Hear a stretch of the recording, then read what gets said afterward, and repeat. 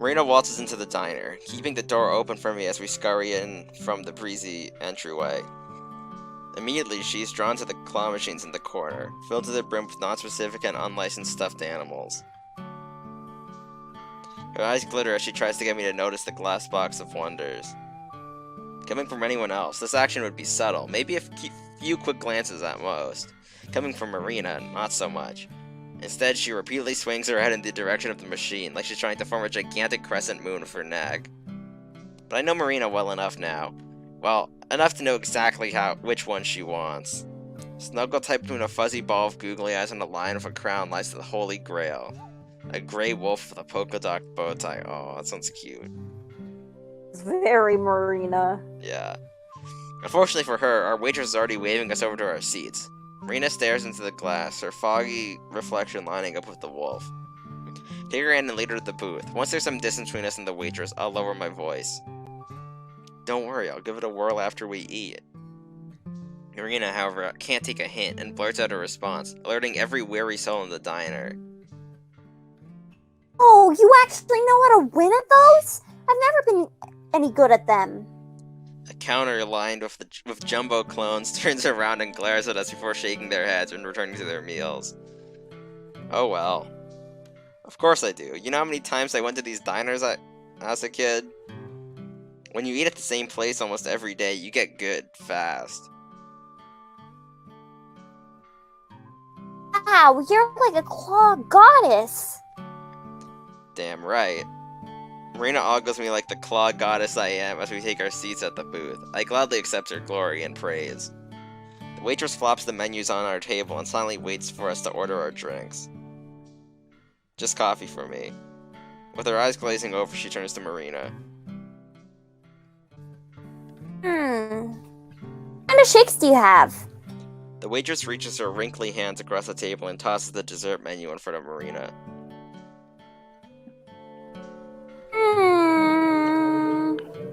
She lifts through the menus and strains her eyes shut, focusing on what may very well be the most important decision of her life. Or you got coffee, right? Right. That's what I'll get. Gay. Overflowing with certainty, she stares at the waitress and gives her a direct, confident command. The coffee shake. Extra whipped cream. The waitress doesn't even bother to write this down, instead dragging her body back to her tomb in the kitchen. You know what? That shake isn't gonna taste the same as my coffee, right? It's just gonna be a ton of ice cream and cheap coffee flavoring. Yeah. But I at least gotta try it. For your sake. Why would you choke down on a crappy shake for my sake? You do everything for me. Everything. Of course I do. That's my job. A stiff chuckle slips out from under her breath. I do things for you too. So you're ordering the coffee shake as a cosmic favor. You're losing me, Mare. She whines, momentarily frustration seeping onto her face. Not like that. Silly, but I want to poke around in your mind a little. I can do favors and help. I guess it's not just for your sake, but for both our sakes. She smiles and rests her head to the side, as if expecting my shoulder to be there like always. Realizing she's only leaning on air, Marina blinks and tries to play it off of a tiny cough. I saw that. Before I can take my teasing to more exciting places, the waitress returns from the kitchen, barely managing to balance our drinks on the platter as my coffee splashes everywhere. She doesn't seem to care.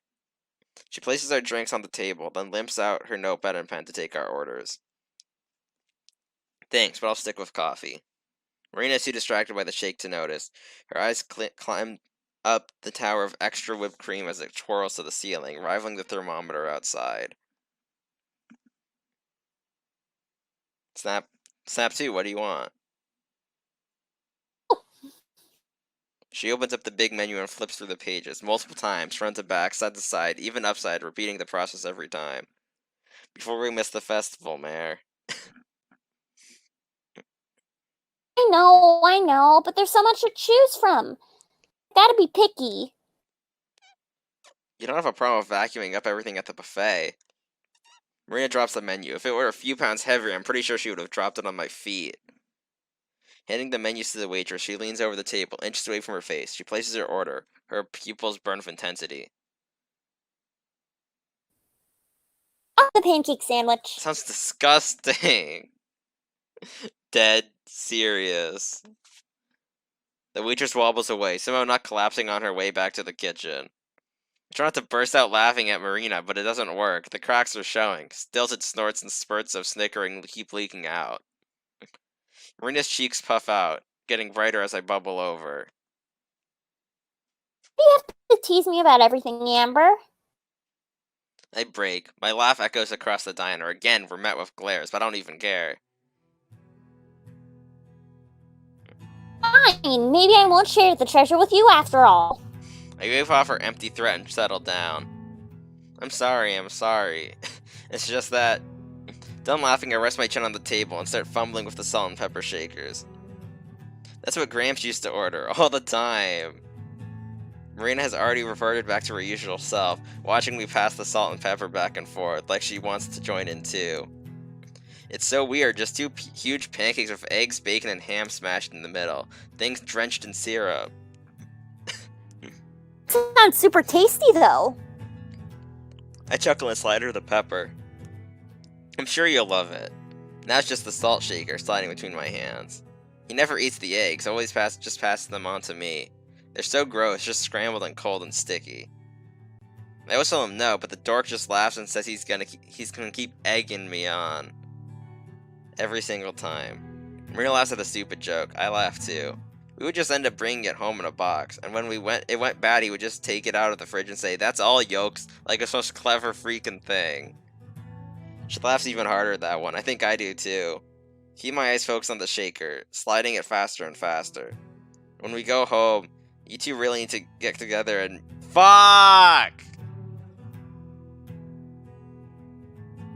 Oh. No! Dear God. The salt shaker trips on my pinky and topples over, spilling a few grains of salt. Marina is tense but forces a smile anyway. She sighs. We both look down and go silent. I think I'm gonna head back to the RV. I get up and reach into my pocket, placing a bill on the table. Amber? Don't worry, I'll be fine. I just need some time. Leaving Marina behind me, I walk out of the diner. Oh. Blazing hot tears stream down my cheeks as I stumble through the motorhome. I'm choking. There's nothing I can do to stop it. How could I forget, even only for a second? Am I really that heartless? I want to throw up. I can barely stand, tearing down all the magnets on the fridge as I trip over my own tears. Next thing I know, I'm falling onto the bed, and even though I land on its stiff concrete springs, I still feel like I'm falling. The ceiling is getting further and further away as I sink deeper. I jerk myself up, faced with the photo that has comforted and haunted me for so long. For a second, I smile again too, but then I remember it, and it fades away just as quickly. The tears start flowing again, harder than ever before. I curl up in a ball and bury my face into my knees. Doesn't help muffling my crying or cover the shame or even make me feel any better. I just cry. The cracks have been forming for a while, and now I've shattered. I'm not even sure I'll ever be able to glue myself back together. It never occurred to me just how hard it would be when he was gone. Growing up, I wasn't just his responsibility, we were each other's responsibility. How many credit cards did I max up in these last few months? Even though he told me to stop, I kept pushing. Bank calls, doctor calls, middle of the night ER visits, everything. Nothing helped. Nothing. I tried so hard, but in the end I had to watch my best friend, the only person who ever wanted me, wither away. He held up his end of the bargain. Through every discovery, every stupid heartbreak, and every fight with Ma, he always took care of me and just loved me. I couldn't hold up mine, though. I failed. Even now, I keep finding holes in everything I did. I could have found a specialty hospital. I could have read up on New forms of medicine, too. I could have, but I didn't. And now he's gone. My pants are damp. They've been soaking up all my tears. But I don't care. I just want my grandfather. Ah! Fuck. The motorhome door opens and brushes against the wall outside, followed by soft footsteps that creak along the floor. Marina. I try to act quick, sneaking a few small sniffs in before wiping away my tears, but it's no use. They just keep trickling down. She appears in the doorway. I turn away and drown out the sobbing with my hand. It's just so embarrassing. She shouldn't have to see me like this, but I don't think I can muster enough composure to ask her to leave without breaking down again. Marina reaches out for me, drenched with worry, but realization sets in and her eyes soften, reflecting a deep sense of genuine empathy and love.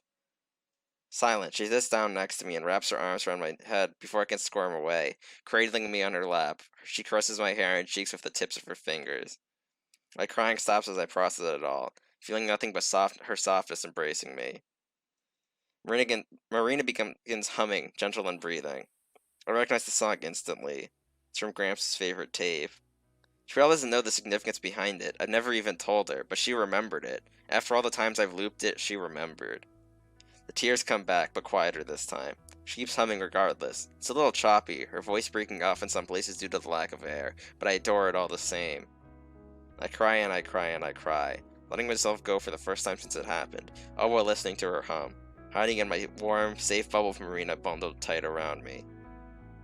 Right now she's the most important person in the world to me. So much warmth, I don't just feel moved. I feel a resounding sense of something that's even more special than that, and I want to build on it. Turning around, I work my way up and kiss Marina's neck. The humming and caressing stop. This time I move to her collarbone. She winces back, tensing up, but I pull away. For a moment I feel like crying again, this time out of a different shade of guilt. Marina looks back at me and smiles. I stare back, but she gives a short nod and cranes her neck out. Then, with a nod of my own, I lean back in, returning to her neck.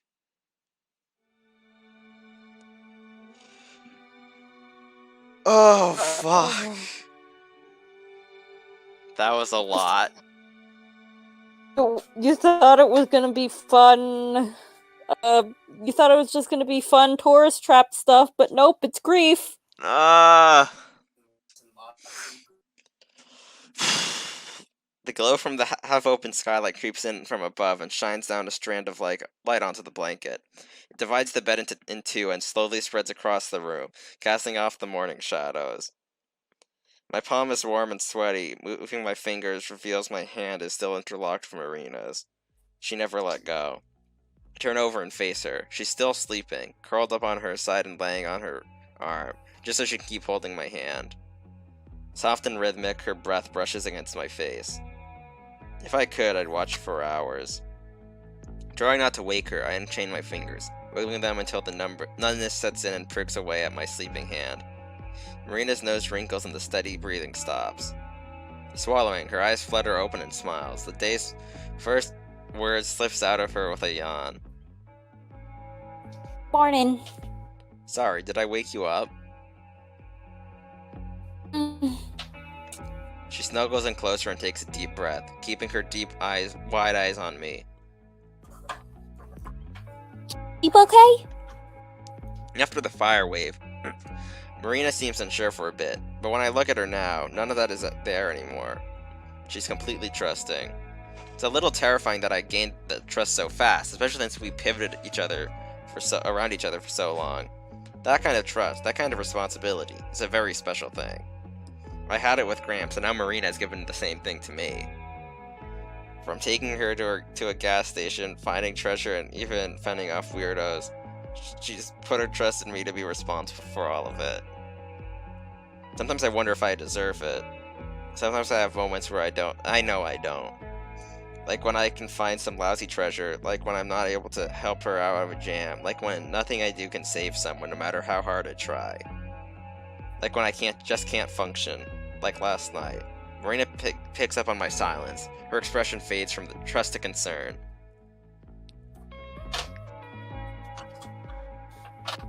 Anything wrong? Nah, it's all good. Slept fine. I lean over to kiss her forehead, but pull back halfway. Ripping off the blanket, I leap out of bed and stretch. Marina turns a crimson red and eeps, throwing the covers over herself as our clothes from last night lie in heaps across the room. Oh? I dig through the cupboard and toss her a change of clothes before slipping into my own and beginning our morning routine. We got a big day ahead of us, assuming traffic isn't crap. We should be in Palm Springs by late noon. She peeks out from the blankets and grabs her clothes. Then the festival? Almost. We'll have about a day to kill. I run the coffee maker and head to the bathroom and start brushing my teeth. Behind me, Marina is changing into her clothes. I can see her clearly in the mirror, but after last night, I'm not sure it matters anymore if I accidentally catch a glimpse of her. So, do you know bands you like to see yet? My voice is garbled, muffled by the toothbrush stuffed into the corner of my mouth. Kinda. I have a few ideas. Spit. Most of which are just bands me and Gramps liked. We should look at the lineup later, see if there aren't a few bands you might want to check out. Finished changing, she scoots in behind me, directing our eyes to the mirror as she rests her head on my shoulder. That's fine. I'll watch whoever you want to watch, Amber. I watch the mirror as my face goes blank. Marina nuzzles against my cheek, bringing her with her an aching burden that presses down on my entire being. Why does she believe in me so much, even when I'm such a wreck? The coffee maker beeps, saving me from being crushed by my own thoughts. I rip myself away from her. Anyway, get ready, we're gonna hit the road as soon as we're done. I rush to the sink. Steam rises out of the cup as my shaky hands pour the coffee, splattering most of it on the counter. Setting myself doesn't work. My body won't listen. The burning coffee splashes on my skin as I wrench it to my mouth. It scalds my tongue and blisters down my throat. The pain sizzles all the way to my stomach. I gasp out a short scream, but quickly muffle it with my hand. With tears forming up, I turn and make sure Marina didn't hear it over the running water. Once I'm sure, I wipe my eyes. After several sharp breaths, I pour myself another cup. I drag myself to the driver's seat and slam my cup in the holder, then plant my head on the steering wheel. It honks. The handles from the bathroom squeak and the sound of the water is reduced to a drip. A few moments later, Marina trots down to the motorhome and hops into her seat. I jerk up my head. All set? Amber looks so sad. Yeah. She does. Why doesn't she just, like, accept that she wants her in her life? Like, this isn't all gonna end when she gets to Coachella, or Mega Coachella, or whatever it is. She's just gotta listen to her heart. Like, she's got someone special. Yeah. It's love. Yeah. Darn it. Big romantic right now. Yeah. Got those. Yeah.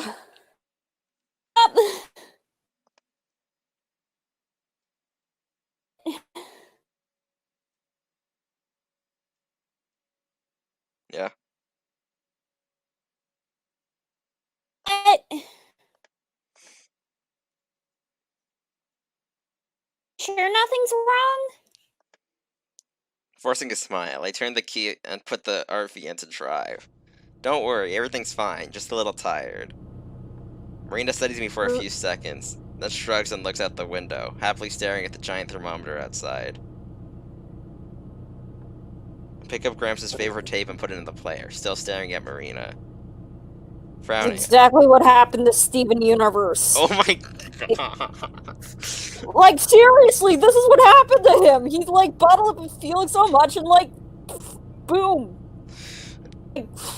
I can't wait for Corrupted Amber arc. Don't be a Steven, Amber. Yeah. Frowning, I catch a glimpse of myself in the rearview mirror. Please don't hurt her. Please.